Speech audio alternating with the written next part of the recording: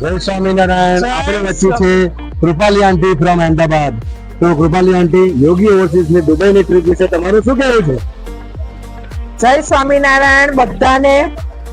યોગી overseas વિશે તો શબ્દોમાં વર્ણન જ કરી શકાય એવું છે જ નહીં, છતાં પણ હું કહીશ કે જેટલી એ લોકોની ટીમ છે, સ્પેશિયલી કૌશલભાઈ છે, એ બધા એટલા બધા કેરિંગ નેચરના છે કે અમારા જેવા જે બધી ઉંમરના વડીલો છે એને ખૂબ સારી રીતે સાચવે છે, પણ એ પ્રેમથી સાચવે છે, જેથી અમારું બધાનું ખેંચાણ કૌશલભાઈ તરફ અને એની ટીમ તરફ રહે છે.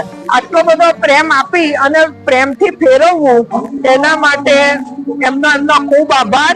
એમને ભગવાન ખૂબ સુખ, શાંતિ અને સમૃદ્ધિ આપે, તન મન ધનથી સુખ્યા રાખે, એવી શ્રીજી મહારાજને મારી પ્રાર્થના. Thank you very very much.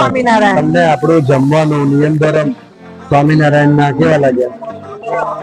જમવાનું જે મારી સાથે તો કાયમ હું આઉટ ઓફ કન્ટ્રી ફરતી હોઉં છું ત્યારે લસણ ડુંગળી વગરનું જે ખાવાનું મને મળતું જ નથી, એટલે મારે ઘરેથી લઈ જવું પડે. જ્યારે આ વખતે હું યોગી ઓવરસીઝ ની ટીમ સાથે ને યોગી ઓવરસીઝ સાથે જોડાઈ તો એક વસ્તુ બેનિફિટ એ થયું, મારો ઘરનો નાસ્તો બધો એઝ ઇટ ઇઝ પડ્યો રહ્યો છે.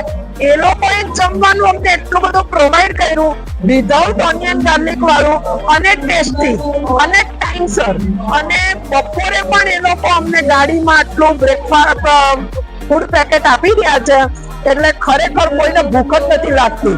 Thank you very very much તમારા ફીડબેક માટે. આ સિવાય અમારી કોઈ ભૂલ થઈ હોય તો જરા કહો પ્લીઝ, અમે શીખવા મળે એવું કહો.